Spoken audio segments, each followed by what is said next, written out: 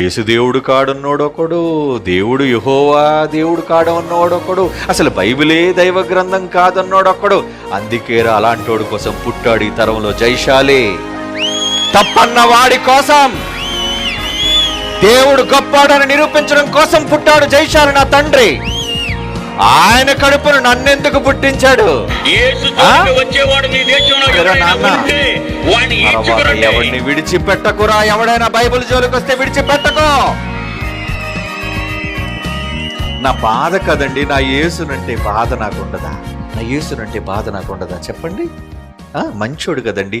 ఏం చేశాడయ్యా నీకు? నీ ప్రాణం ఏమైనా తీశాడా?